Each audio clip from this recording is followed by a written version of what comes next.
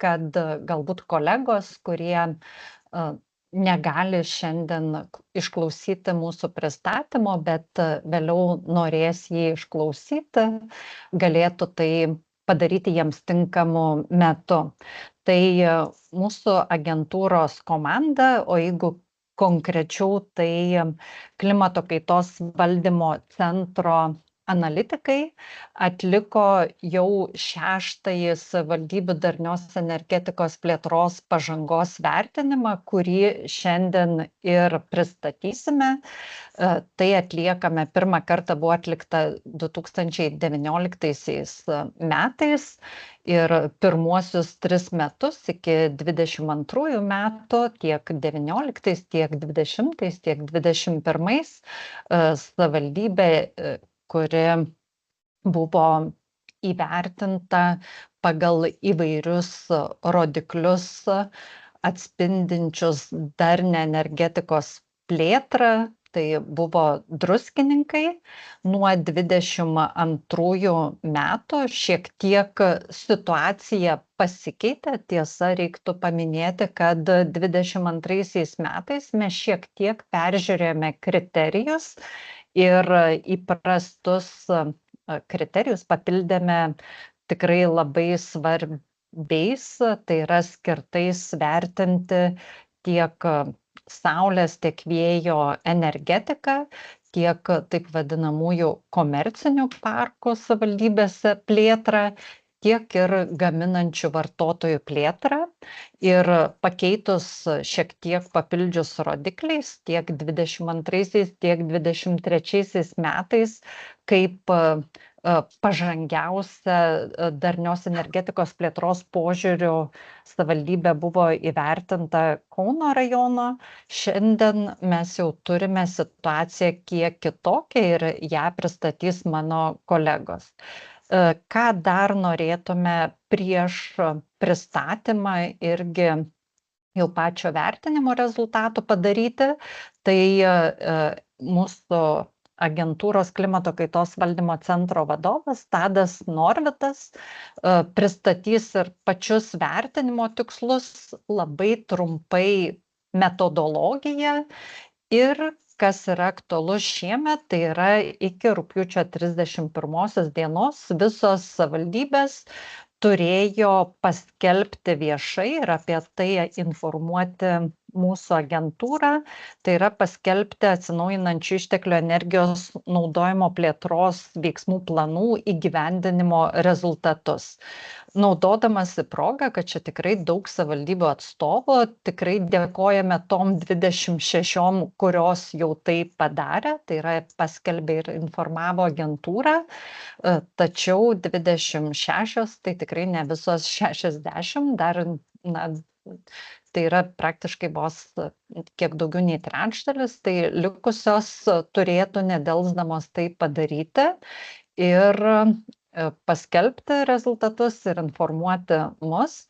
Ir šiemet mes tikrai dar kartą pakviesime jūs susitikimą, kuomet jau skirsime pristatymui būtent planų apžvalgos.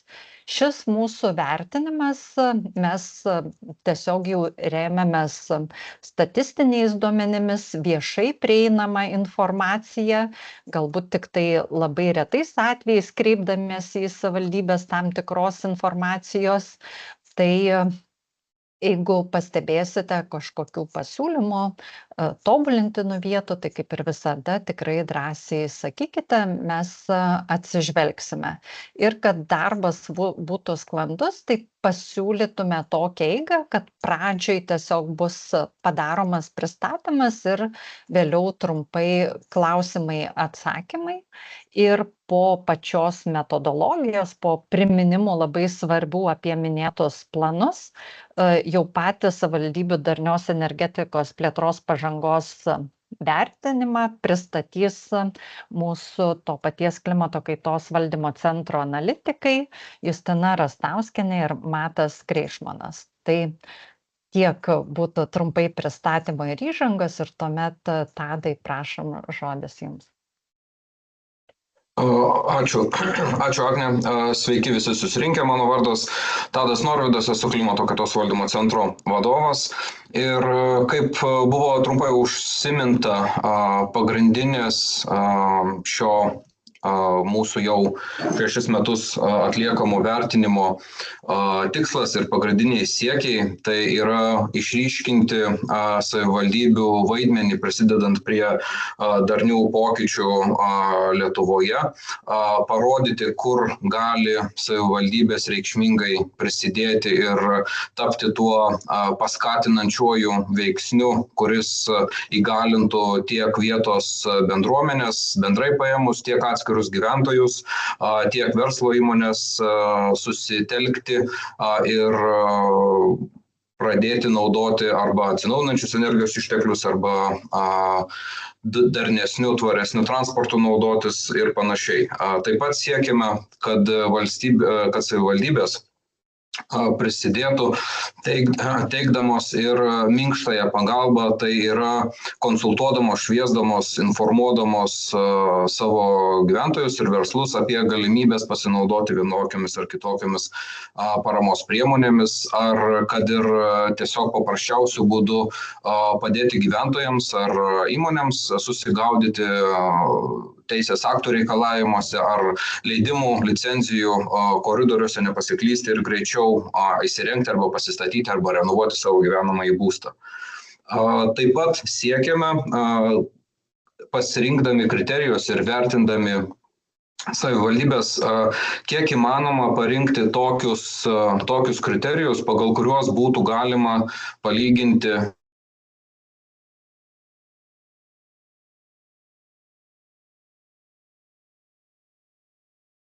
Dingo balsas jūsų. Dingo garsas. Atsiprašau, ar mane girdėjot, nes kažkodėl mikrofonas buvo išjungtas? Dabar įsijungai, grįžai. Oi, atsiprašau, matyti leidžiant kažkas ne tą mygtuką paspaudė. Justina, grįžk į skaidrę ankstesnę. Dabar vėl girdisi.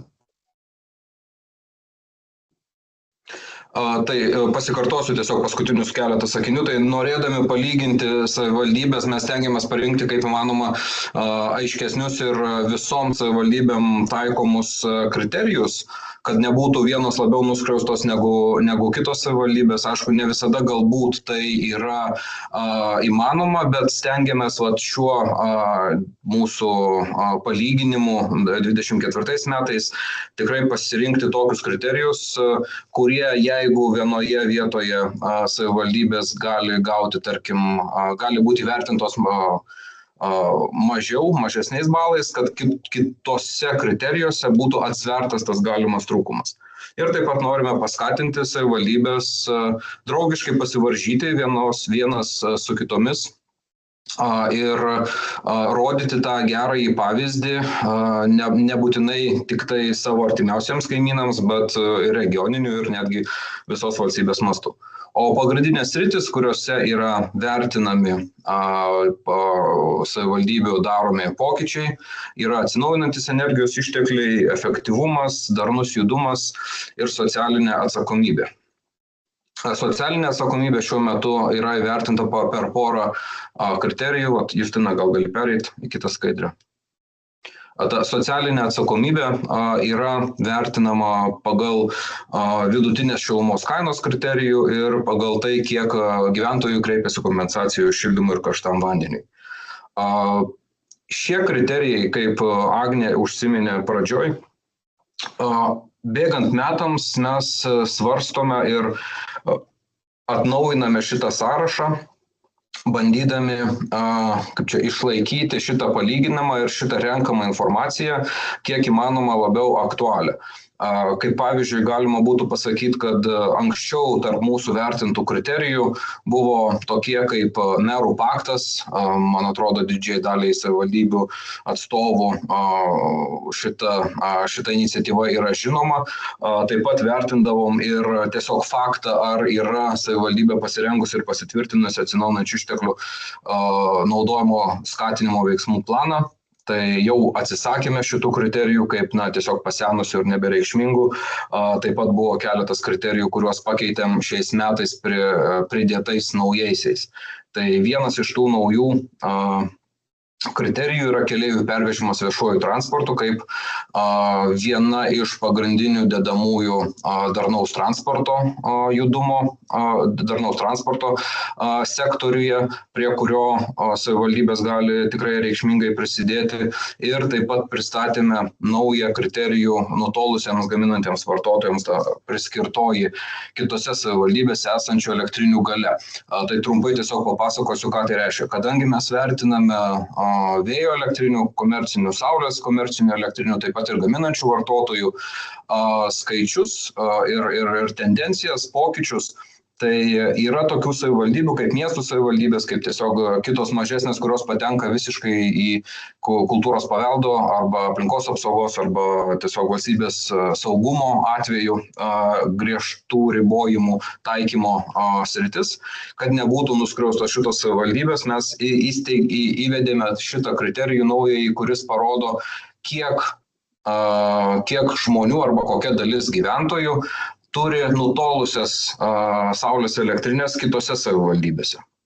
Ir kaip matysim, kaip parodys mano kolegos, tikrai yra įdomių išskirtinių atvejų, kur labai aiškiai pasireiškia tie galimi ribojimai tiek teritorijos, tiek vietos.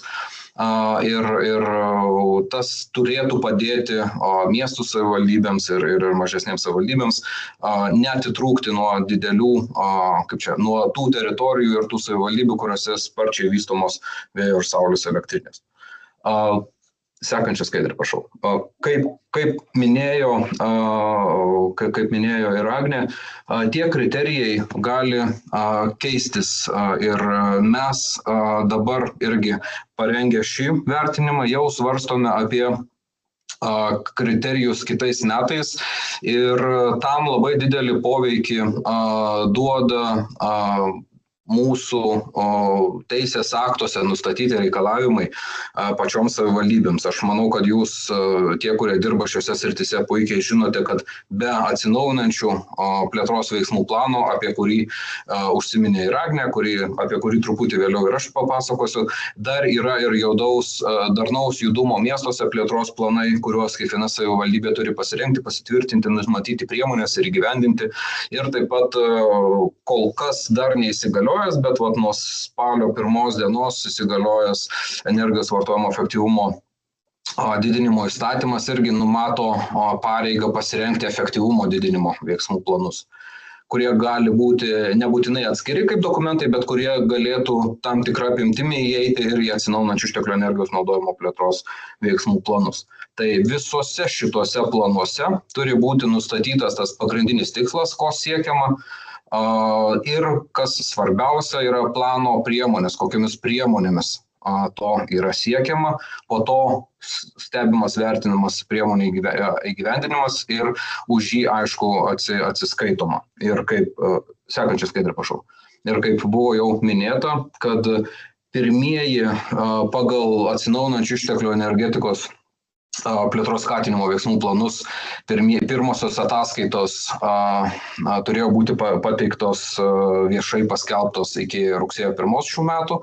Atnaujinome šiek tiek informaciją, per pietus surinkome ir paskutiniai, jeigu neklystų, iš Klaipėdos miesto savivaldybės gavome informaciją, kad jie irgi turi savo ataskaitą parengę, tai jau yra 29 savivaldybės paskelbusios savo planus, tai beveik pusė, iš pusės dar negavome jokios informacijos ir savo plane iki šių metų pabaigos mes turime tikslą peržvelgti ir įvertinti visas rezultatų ataskaitas ir pateikti kiekvienai savivaldybei ir po to apibendrintą savo rezultatų įvertinimo tokią suvestinę.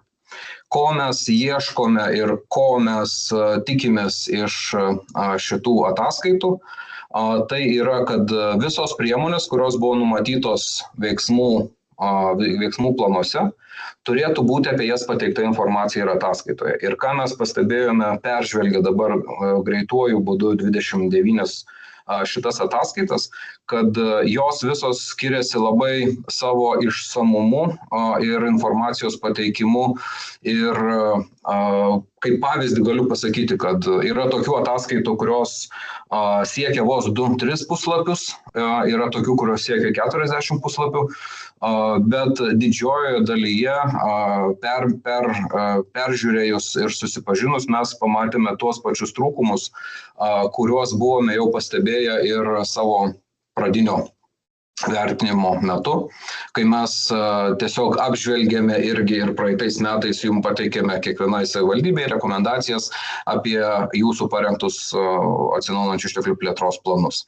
Tai pagrindinės tokios mūsų išvados ir rekomendacijos tada buvo tiksliau aprašyti priemonės, tiesiog priemonėms nurodyti pasiekiamus ir išmatuojamus rodiklius. Kaip pavyzdys galiu paminėti, buvo tokių savivaldybių ir tikrai daug savivaldybių, kurios nurodė, kad atsinaujinančių priemonių diegimas namų ūkiuose, tokia priemonė bus diegiama, bet nei apimčių, nei priemonių tikslų, rezultatų nebuvo numatyta. Tai pastebėjome ir šiuose ataskaitose, kad vėl yra tiesiog nepakankamai neišsamiai aprašytos įgyvendintų jau priemonių apimtis ir rezultatai. Tai tiesiog pasinaudodamas tą progą, kad kalbame apie savivaldybių pažangą ir apie tai, kad galbūt peržiūrėsime ir svarstysime naujų priemonių įtraukimą į mūsų stebimus kriterijus. Tiesiog noriu užbėgti už akių, pasakydamas, kad mes žiūrėdami jūsų planus taip pat galvosime apie tai, kokias tas priemonės ar kokius kriterijus būtų galima įtraukti į savo 25 arba 26 metų vertinimus. Ir tada dabar jau pereinam prie paties šio susitikimo tikslo, savivaldybių atlikto darnios energetikos plėtros pažangos vertinimo, ir Justina, perduodu žodį tau. Dėkui. Labą dieną, mano vardas Justina Rastauskienė, esu klimato kaitos valdymo centro analitikė ir dabar pristatysiu, kartu su kolega Matu, pristatysime visus vertinimus pagal skirtingus kriterijus. Vertinant savivaldybės pagal vėjo elektrinių galią, balai skiriami atsižvelgiant į tai, kiek vėjo elektrinių įrengtosios galios tenka konkrečiai savivaldybei. Ir maksimalus balų skaičius pagal šį kriterijų yra 12.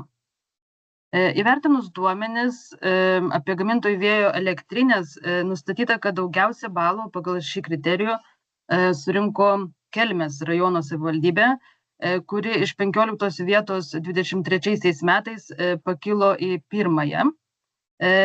Jos vėjo elektrinių galia siekia apie 415 MW. Daugiausiai ši galia augo dėl pastatytų naujų Ignitis Renewables ir Enefit Green vėjo parkų. Palyginus Lietuvos savivaldybių pozicijas 24 metais ir 23 metais, Klaipėdos rajono savivaldybė pakilo daugiausiai pozicijų iš 60 vietos į 23. Taip pat Radviliškio savivaldybė pakilo 32 pozicijomis iš 48 į 16 vietą. Iš viso bent minimalų vėjo energijos kiekį generuoja 34 savivaldybės, o 26 vėjo elektrinių nėra. Daugiausiai tai dėl Lietuvos kariuomenės draudimo ir saugomos gamtos teritorijų ir kultūros objektų. Kitas kriterijus, pagal kurį mes vertiname savivaldybės, tai gamintojų saulės elektrinių galia. Ir vertinant savivaldybės pagal šį kriterijų, balai skiriami atsižvelgiant į tai, kiek šios galios tenka konkrečiai savivaldybei. Maksimalus balų skaičius šiam kriterijui yra 12. Įvertinus duomenis, aukščiausią saulės elektrinių instaliuotą galią, kaip matome, turi Molėtų rajono savivaldybė, kuri pakilo į 1 vietą iš 15 23 metais.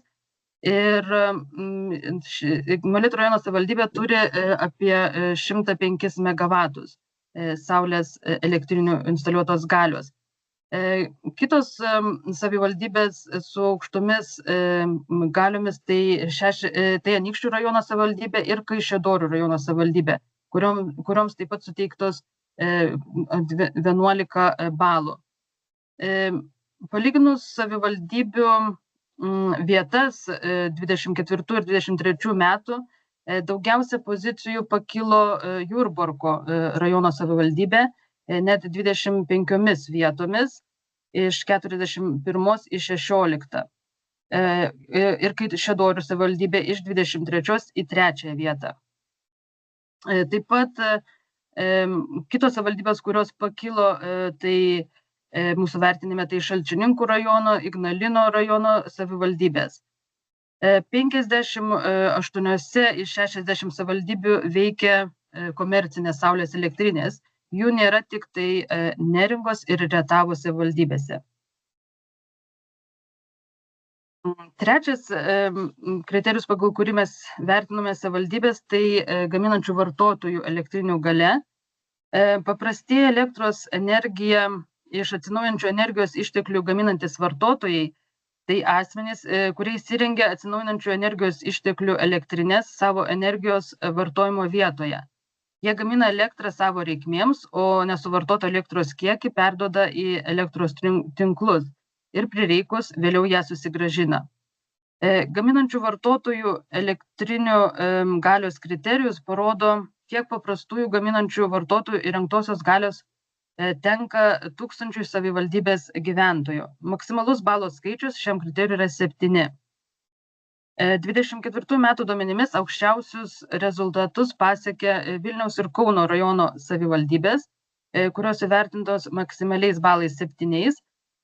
Joms nedaug nusileidžia Klaipėdos rajono, Alytaus rajono, Šiaulių rajono, Trakų rajono, Palangos miesto ir Panevėžio rajono savivaldybės, kuriom suteikti buvo 6 balai. Dauguma savivaldybių buvo įvertintos nuo 4 iki 5 balų. Žemiausią įvertinimą 1 balą gavo Šalčininkų rajono, Klaipėdos miesto, Marijampolės, Neringos ir Visagino savivaldybės. Taip pat palyginus 24 metų vietas, savivaldybių vietas su 23 metų, tai gaminančių vartotojų elektrinių galias 1000 gyventojų daugiausiai pozicijų pakilo Rietavo savivaldybė, pakilo 26 pozicijomis į 13 vietą ir Raseinių rajono savivaldybė 23 pozicijomis į 12 vietą. Toliau perduosiu žodį kolegai Matui. Sveiki, ačiū Justina. Kaip minėjo Tadas anksčiau, tai į šių metų vertinimą įtrauktas kriterijus skirtas įvertinti, kiek vertinamos savivaldybės nutolę gaminantis vartotojai turi elektrinių galios kitose savivaldybėse. Tai paprastai tariant, buvo žiūrima, kiek savivaldybės gyventojai turi įsigiję elektrinių galios kitose savivaldybėse, skaičiuojant komercinių ir nekomercinių elektrinių galią. Taip pat šis kriterijus vertina, kiek buvo priskirta kitose savivaldybėse esančių elektrinių galios, skaitant tik nutolusiems gaminantiems vartotojams priskirtą galią. Tai yra žmonių gaminančių elektros energiją kitoje savivaldybėje, nei ją suvartoja. O gaminančių vartotojų galia neįtraukta, tai yra žmonių gaminančių energiją toje pačioje savivaldybėje, kurioje ją suvartoja. Pagal rodomą žemėlapį ir lentelės duomenis, pirmauja didieji miestai, o labiausiai Vilniaus miesto savivaldybės nutolę gaminantis vartotojai, turintis daugiausiai įrengtosios galios kitose savivaldybėse. Tai šioje savivaldybėje yra apie 11 000 vartotojų turinčių elektrinių galios kitoje savivaldybėje ir bendra šių vartotojų galia sudaro maždaug 120 MW. Taip pat priskirtosios galios yra Kauno miesto ir Klaipėdos miesto savivaldybėse tikrai nemažai, o jeigu žiūrim, kur mažiausiai nutolusiems gaminantiems vartotojams priskirtosios galios 24 metais duomenimis buvo mažiausiai, tai buvo Akmenės rajono savivaldybėje, kurioje buvo tik 36 nutolę gaminantis vartotojai turintys elektrinių galios kitose savivaldybėse ir jų galia iš viso siekia tik 0,09 MW. Taip pat svarbu paminėti, kad visose 60 savivaldybių nutolusiems gaminantiems vartotojams priskirtosios galios 24 metais buvo daugiau negu 23 metais ir bendrai priskirta 203 MW naujų pajėgumų. Galim pereiti į skaidrę.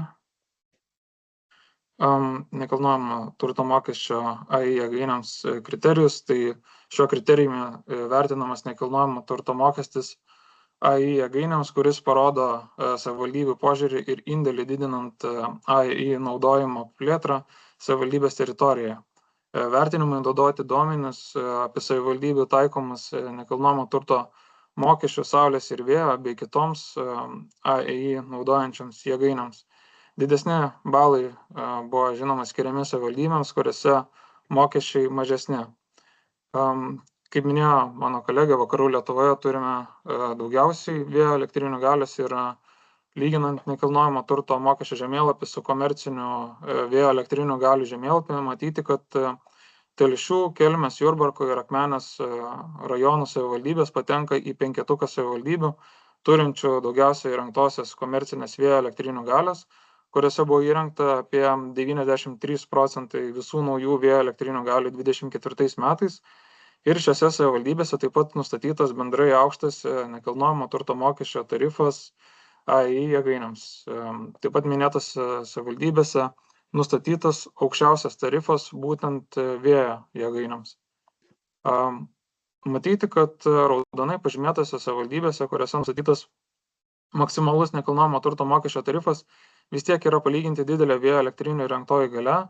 Ir tai reiškia, kad net ir savivaldybėse su didžiausiu nekilnojamo turto mokesčio tarifu vyksta intensyvi vėjo elektrinių plėtra ir galima daryti išvadą, jog aukštesni nekilnojamo turto mokesčių tarifai reikšmingai nestabdo šios plėtros, o tam didesnį įtaką daro tokie veiksniai kaip gamtinės sąlygos, tinklo prieiga, aplinkosauginiai reikalavimai ar žemės naudojimo ribojimai bei savivaldybėse esančių bendruomenių požiūris.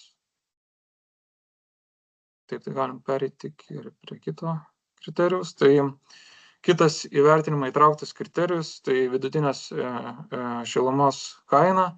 Pagal šį kriterijų balai skiriami atsižvelgiant į tai, kiek vidutinė centralizuotai tiekiama šilumos kaina kiekvienoje savivaldybėje vertinamų metų ketvirtam ketvirtį yra didesnė arba mažesnė už vidutinę tokios šilumos kainą Lietuvoje.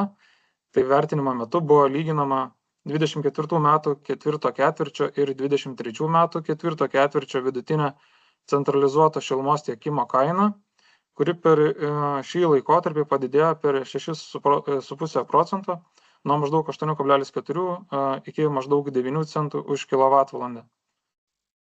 Viena iš šilumos kainos augimo priežasčių buvo biokuro kainos pakilimas per 1,5% per nagrinėjimus metus. Tai yra nuo 20,5 iki 20,8 eurų už megavatvalandę. Taip pat 24 metais dėl minimalios algos kilimo šilumos tiekimo įmonės padidino pastoviąją kainos dalį, kuri tiesiogiai priklauso nuo įmonės veiklos sąnaudų. Šis pokytis taip pat turėjo reikšmingos įtakos, nes darbo užmokestis 24 metais sudarė nuo 5 iki 25% šilumos kainos dedamosios, priklausomai nuo savivaldybėje esančio tiekėjo.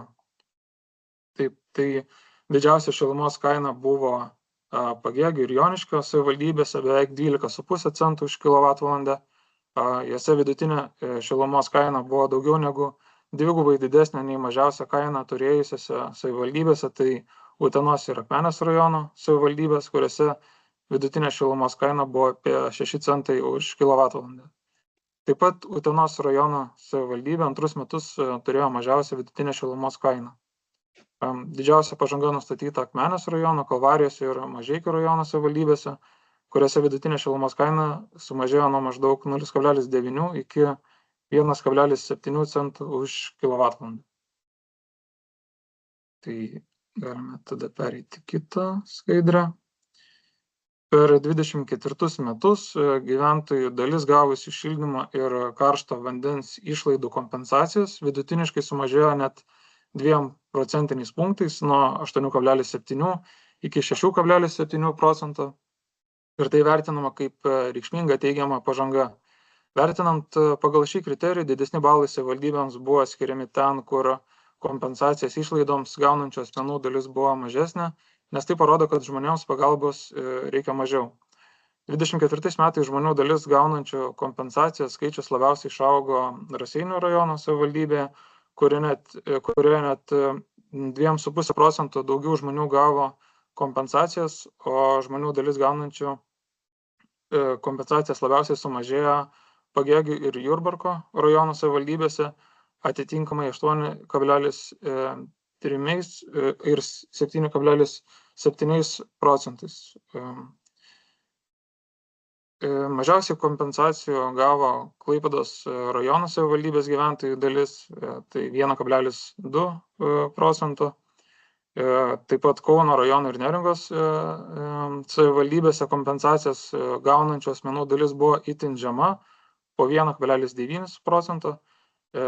Taip buvo, nes minėtose savivaldybėse didesnės gyventojų pajamos, mažesnės išlaidos šildymui ir energetiškai efektyvesni būstai, o daugiausia kompensacijų gavo Visagino miesto Biržų rajono ir Pagėgių rajono savivaldybių gyventojai, nes šiose savivaldybėse mažiau gyventojų ir jos ekonomiškai silpnesnės.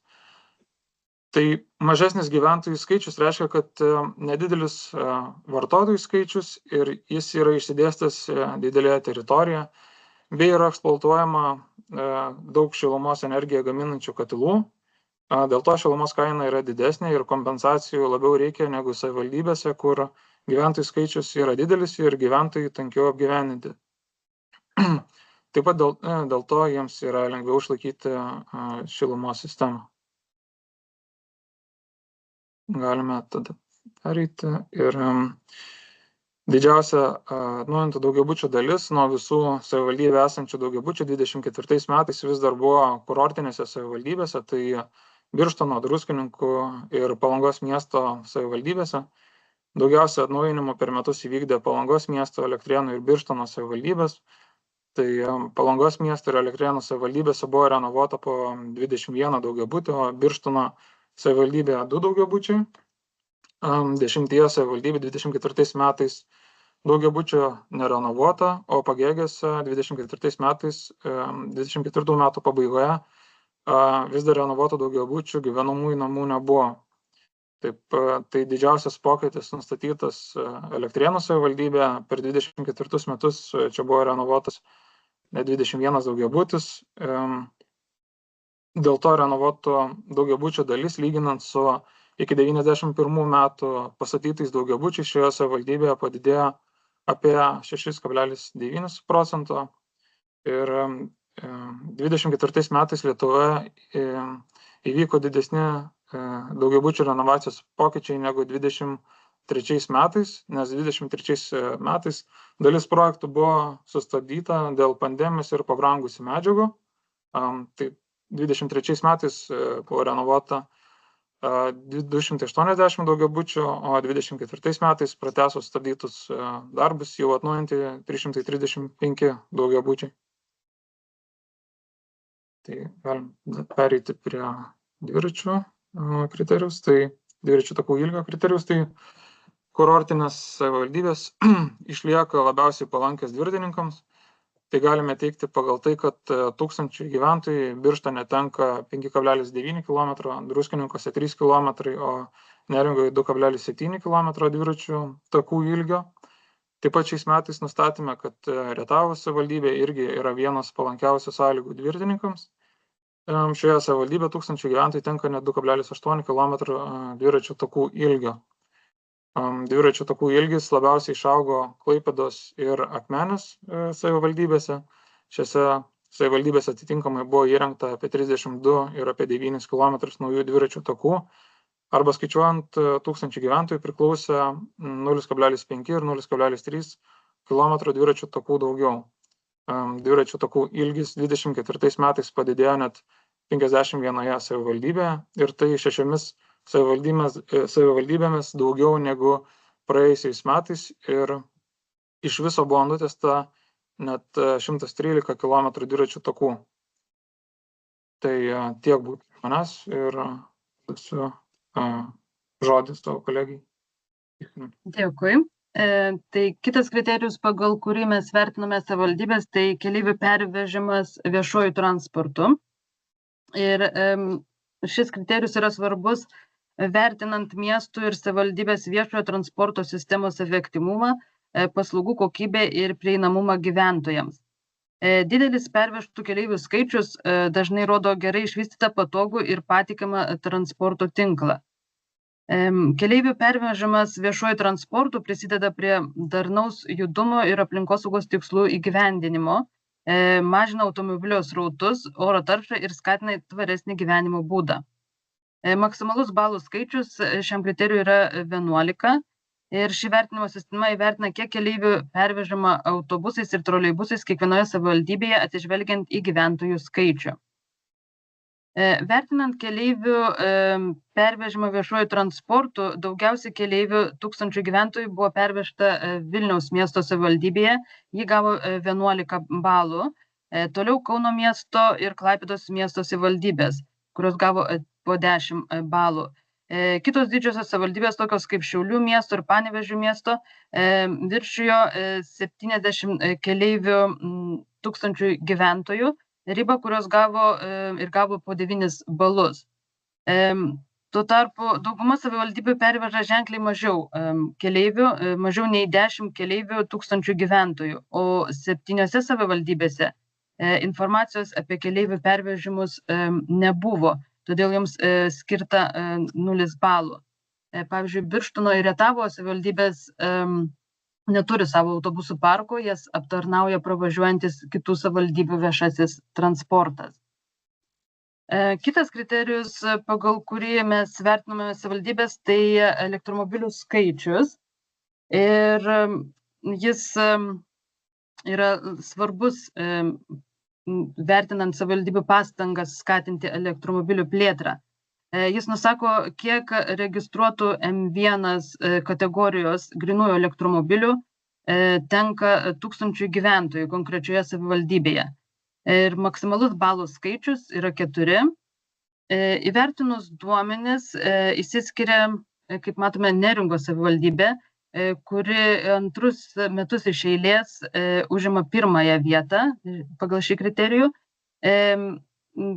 Neringos savivaldybėje vienam 1000 gyventojų tenka net 47 elektromobiliai.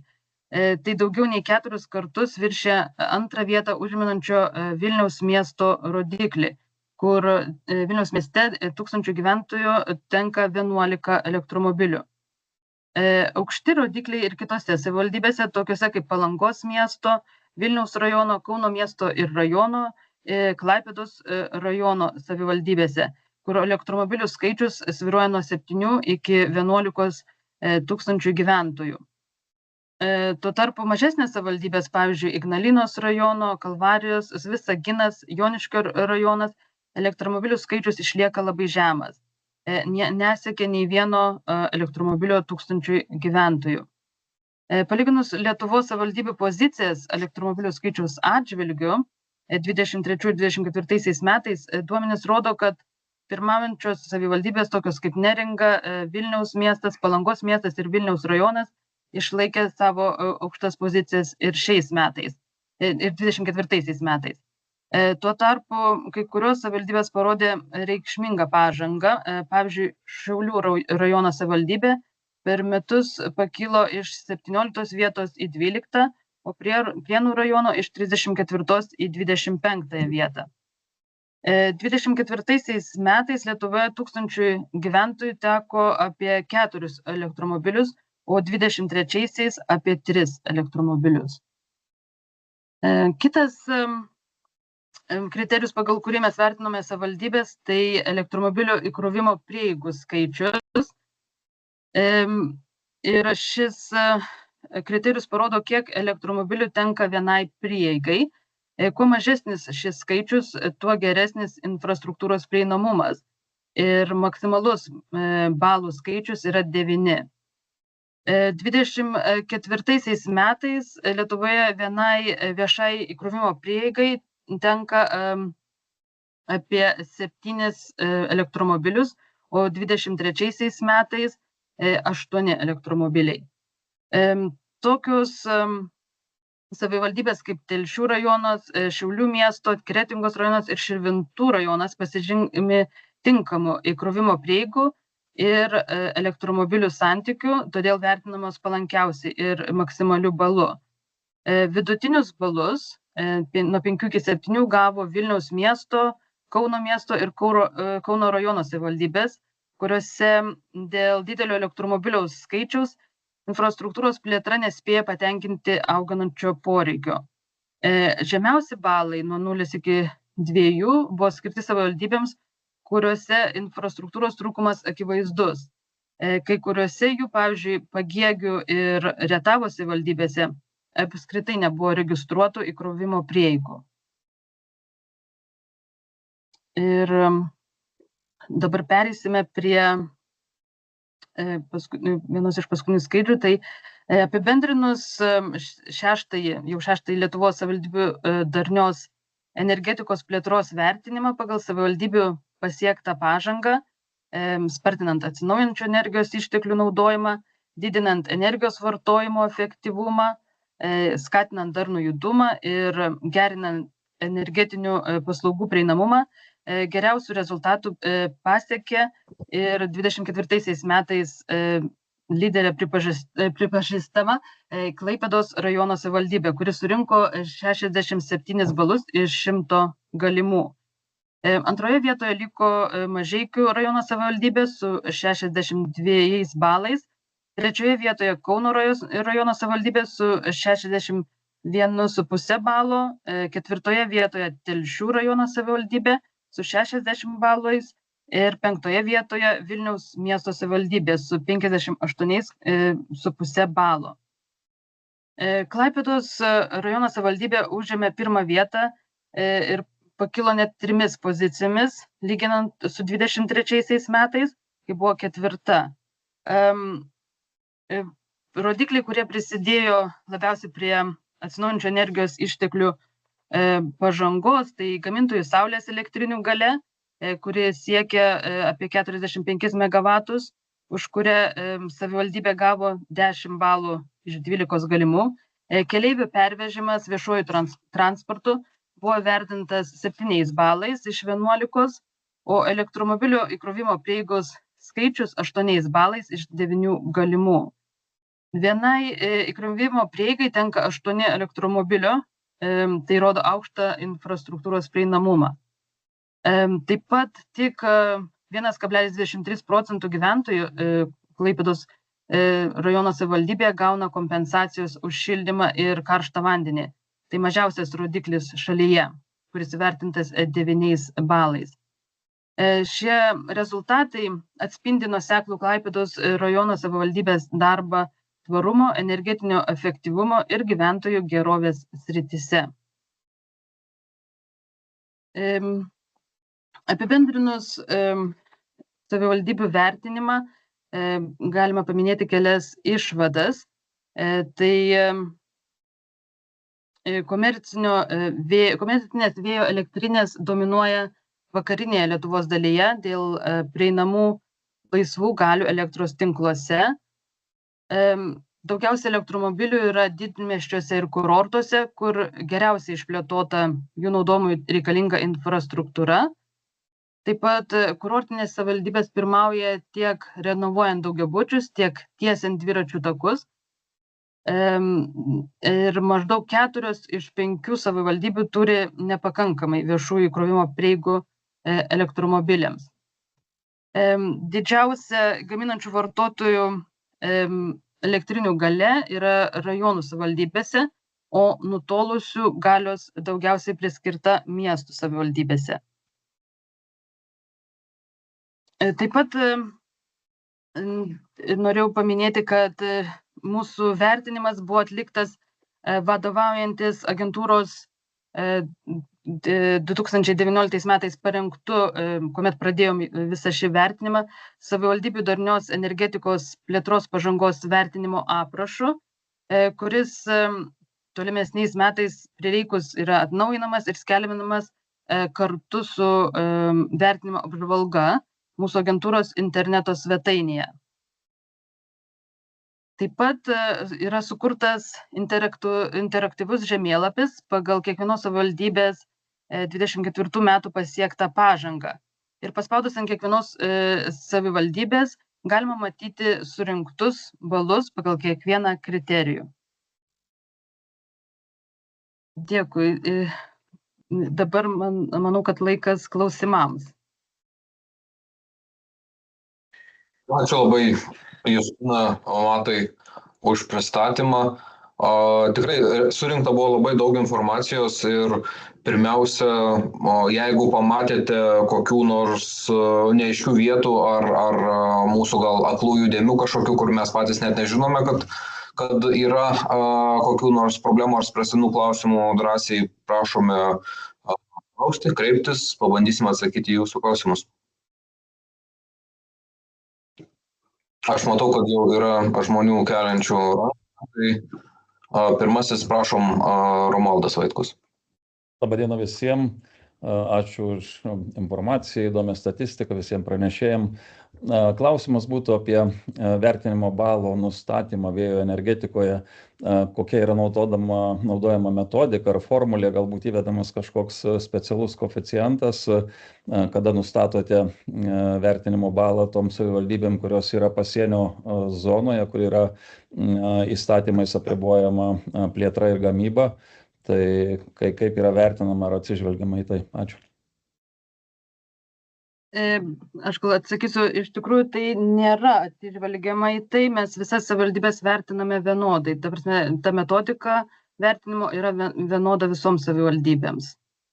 Nebent kolegos galėtų papildyti. Aš galiu truputį papildyti. Aš pristatymo pradžioje minėjau, kad ne visada, ne visais kriterijais bus įmanoma palyginti savivaldybės ir jūsų klausimas, o šiuo atveju labai puikiai iliustruoja, kad taip, yra tokių savivaldybių, kur beveik visa arba netgi visiškai visa teritorija patenka į krašto apsaugos ribojimų teritoriją. Bet kai mes pastebėjome, net tas pats Pagėgių savivaldybės atvejais, ten dalis yra po visiškai raudona ta zona, kur negalima, dalis yra po suderinus su krašto apsaugos ministerija ar su Lietuvos kariuomenė. Tada galima statyti. Tai ten, kur buvo tinklų pralaidumai, ten, kur buvo dengiama ta oranžinė zona, tai ten tos vėjo elektrinės ir išdygo. Ir norėdami atsverti būtent šitą tokį gal ne visais kriterijais palyginamą savivaldybių netobulumą, mes pristatėme ir įtraukėme papildomų kriterijų, kad jeigu pas jūs nėra galimybės vėjo, tai pas jūs tikriausiai yra galimybės saulės energetikos, jeigu yra pas jūs aktyvūs gyventojai, tai įtraukėme ir gaminančių vartotojų kriterijų, taip pat ir Mato pristatyta, pakomentuota nutolusių saulės elektrinių kriterijų, kad jeigu pas jūs nėra fizinių galimybių ar kažkokių tokių ribojimų, tarkim, tai galima nusipirkti dalį nutolusios elektrinės. Tai galbūt ne visada bus vienodai svarbu ir vertinant vieną savivaldybę ir lyginant su kita, bet šiuo metu mes tikslesnio tokio varianto, kaip atliepti šitą kriterijų ir kad būtų visoms savivaldybėm vienodas kriterijus su kažkokiais koeficientais, mes šiuo metu neturim. Supratau, ačiū.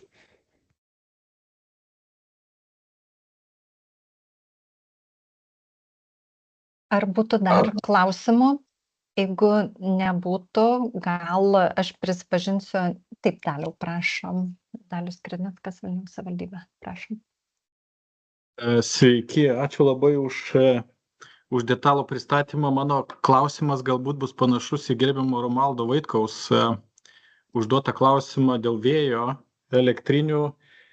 Tai mano klausimas liečia daugiau ir saulės elektrinių parkus, nes viena yra gyventojų tankumas ir savivaldybės esanti teritorija, tam, kad galima būtų vystyti. Už tai matyt gyventojai daugiau kai kuriuose miestuose renka nutolusias, kiti reiškia pačioje savivaldybėje išrengiamų parkų saulės elektrinės.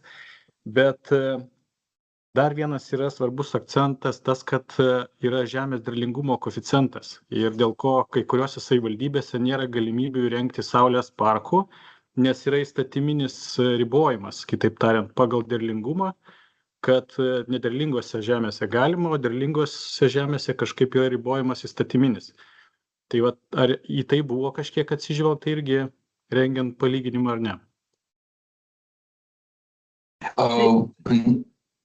Šitą ne į būtent tą derlingumo kriterijų mes neatsižvelgiam. Vėlgi priežastis labai sudėtinga yra įvertinti, kur persidengia žemės tas derlingumas su galimybėm prieiti prie tinklo, kur yra laisvų galių. Tai mes tiesiog neturėdami tiek tokios detalios informacijos, kad galėtumėm, iš esmės, savivaldybės teritoriją apriepti ir uždėti tinklus ir pasižiūrėti, kur yra kokių tų laisvų galių ar teritorijų tinkamų plėtrai, mes šiuo metu tiesiog neįtraukėme. Ką aš galiu, neįtraukėme šių aplinkybių įvertinimą. Ką galime pasakyti, kad yra ruošiamasi rengti atsinaujinančių išteklių plėtros galimybių žemėlapį, pagal kurį numatoma parengti paspartinto atsinaujinančių energijos išteklių plėtros zonų planą. Tai vat ten į numatomą parengti žemėlapį bus atsižvelgiama jau visus tuos kriterijus ir į leistinas teritorijos, kur mažiausiai ribojimai dėl kultūros paveldo, apsaugos, krašto tų pačių reikalavimų, kur jau bus uždėta ir tinklų infrastruktūra ir numatoma tinklų plėtra, kur bus jau ir šitas žemės derlingumo balų sluoksnis, va ten bus galima pasižiūrėti, kur kokios tos teritorijos yra ir ar jos tinkamos atsinaujinančių plėtrai, bet šito vertinimo atveju tai nebuvo analizuojama.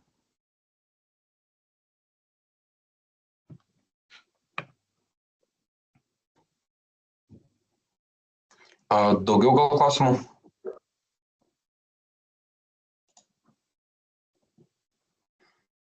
Aš matau, kad pokalbis vyksta.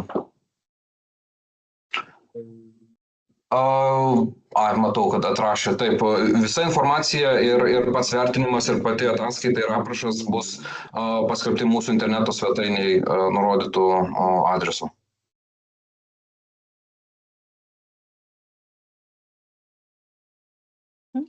Ačiū.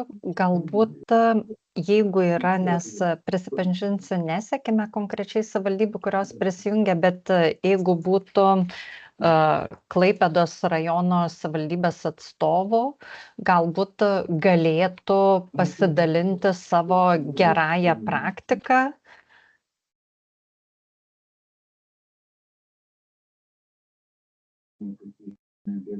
Labą dieną. Klaipėdos rajono savivaldybė, Aurelija Vaitkė. Tai aš tai gal iš savo pusės dėl elektromobilių įkrovimo vietų, tai savivaldybė statė pati visas stoteles, kurios buvo sužymėtos, kiek pastatyta.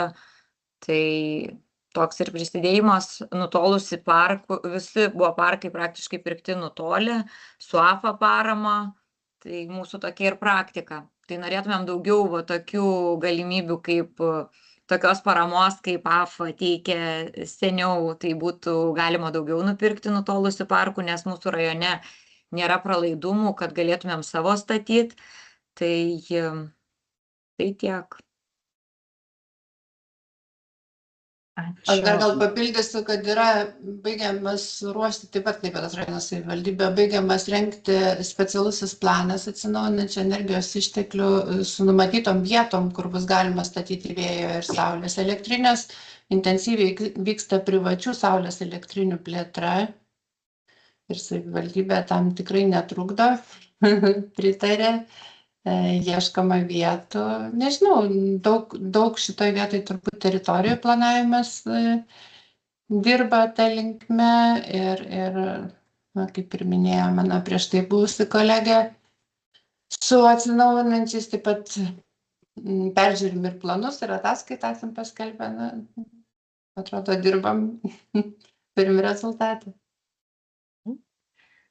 Ačiū. Ir taip pat, jeigu yra, pakviesčiau tiek Mažeikių rajono savivaldybę pasidalinti savo patirtimi, galbūt, o gal ir kylančiais, ar ne, išgirdome pasiūlymų ir nuomonių, kad tikrai prie plėtros prisideda ir valstybės teikiamos dotacijos, tai mes tikrai būtinai pasižymime. Tai šiame susitikime tikrai yra ir energetikos ministerijos atstovų, kurie klausosi ir kuriems labai svarbus jūsų pastebėjimai.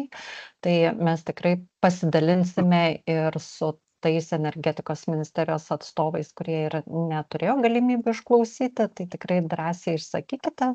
Tai tikrai kviestume tiek Mažeikių rajono savivaldybę, tiek Kauno rajono savivaldybę, kuri jau ne pirmus metus pagal įvairius kriterijus pirmauja irgi pasidalinti savo patirtimi, nes kaip ir matėte iš pristatymų, taip nemažą dalį įtakoja gamtinės sąlygos, kurios nuo savivaldybių ar ne nepriklausom, lygiai taip pat infrastruktūros kaip galių prieinamumas, kuris irgi priklauso nuo tinklo operatorių ir ne visuomet, arba labai mažai priklauso nuo savivaldybių, labiau gal nuo iniciatyvumo, galbūt ir kalbantis su tais pačiais operatoriais, bet dalis veiksmų vis tik priklauso ir nuo pačių savivaldybių, pritraukiant investicijas ir atliekant kitus veiksmus.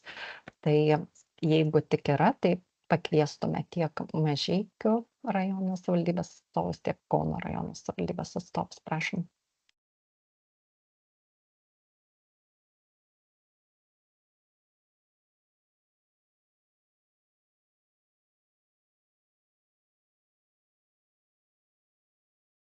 Kuklus matyt. Ir tada, kadangi po to jau rikiuojasi Vilniaus savivaldybė, tai galbūt Vilniaus miesto savivaldybė galėtų irgi pasidalinti. Girdėjome klausimus, bet galbūt yra kažkokios gerosios patirtis, kurias vertinga būtų išgirsti ir kitų savivaldybių kolegom.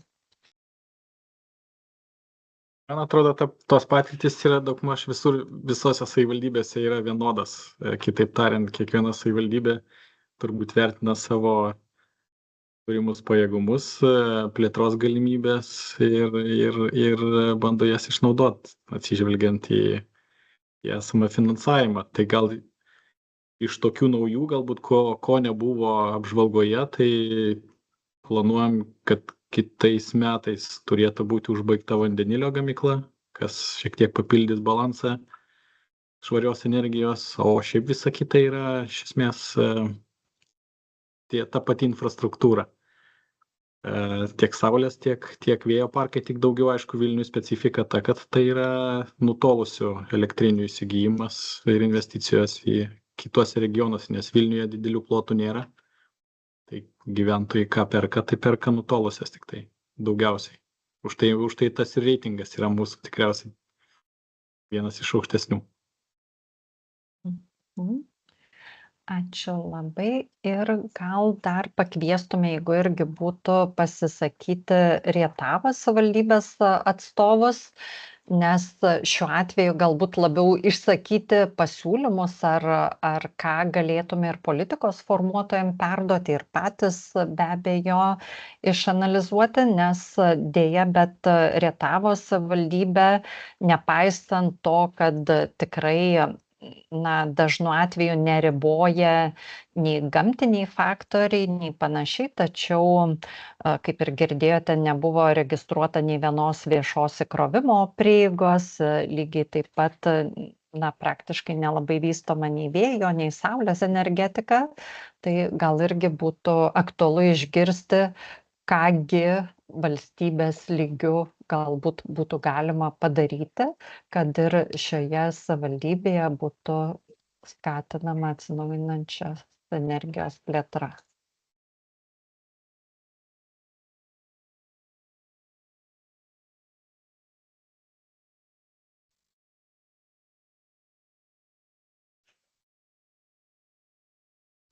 tyla matomai reiškia, kad gal atstovo nėra, bet mes tikrai būtinai išsiaiškinsime ir tikrai žiūrėdami ir tuos pačius savivaldybių atsinaujinančių išteklių energijos naudojimo plėtros veiksmų planus, kaip ir minėjome pradžioj, tiek aš, tiek Tadas, tai tikrai dar bus galimybė pasižiūrėti, palyginti ir tiesiog šį vertinimą padaryti dar kokybiškesniu.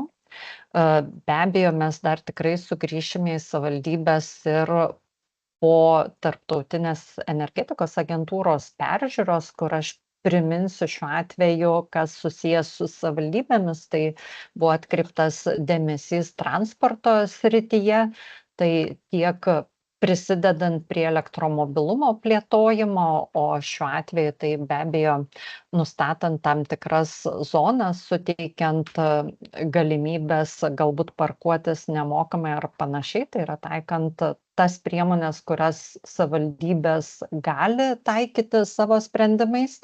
Lygiai taip pat buvo tikrai atkreiptas dėmesys į būtinybę daryti viešąjį transportą patogesniu. Tai mačiau komentaruose, kad mažesnių rajonų savivaldybės išsakė komentarą, kad čia turi privalumą miestų savivaldybės, kur daugiau gyventojų, bet aš atkreipčiau dėmesį, kad mes vertinom irgi 1000 gyventojų, kad galėtume palyginti. Tai tikrai irgi matome, kad šioje vietoje įvairios savivaldybės dar turi galimybių prisidėti. Lygiai taip pat svarbus ir kitose sritise savivaldybių indėlis ir įgyvendinant jau nacionalinius strateginius dokumentus, tai visų pirma nacionalinė energetinės nepriklausomybės strategija ir be abejo šią strategiją įgyvendinanti nacionalinė energetinės ir klimato kaitos veiksmų planą. Čia irgi buvo vienas iš vertinimo kriterijų, kur mes vertinome daugiabučių renovaciją. Tai irgi matosi, kad plėtros tempai šioje srityje, nepaisant ambicingų valstybės tikslų, kur yra tikslas renovuoti ne mažiau kaip 1000 daugiabutį per metus. Ir dabar mes atlikę vertinimą matome, kad tas skaičius siekia vos tik 300 su trupučiu ir iš esmės metai iš metų didelės pažangos nėra. Tai čia irgi yra erdvė pamastyti ir savivaldybių atstovam. Tai būtų tiek trumpai, kaip ir minėjome, mes šiomis skaidrėmis pasidalinsime, lygiai taip pat bus paskelbta ir pati ataskaita, ne tik skaidrės viešai. Jeigu kiltų klausimų, ar turėtumėte pasiūlymų, tai tikrai visuomet galite parašyti mums. Jūsų grįžtamasis rašys tikrai yra labai svarbus, nes norisi, kad ataskaitos būtų naudojamos ir naudojamos tiek valstybės politiką formuojančių asmenų, bet tiek ir savivaldai būtų naudingos. Tai jeigu turėsite prašymų, pasiūlymų, kokiu aspektu dar įvertinti, tai tikrai maloniai prašome. Jeigu irgi turėtumėte prašymų jau suteikti savivaldybėm individualias konsultacijas ar planų rengimo klausimais ar panašiai, tai vėlgi tikrai kreipkitės, mes kartais savivaldybėse tikrai darome pristatymus ir teikiame konsultacijas tiek, kiek kuriuose sritise galime padėti. Tai ačiū Jums labai visiems už laiką, kurį skiriate mums. Ačiū labai savo komandai, kuri jau 6. kartą atliko šį darbą. Tikimės, kad kiekvieną kartą vis labiau kokybiškiau ir vis labiau kurianti vertę. Ir tuomet iki pasimatymo kitose susitikimuose.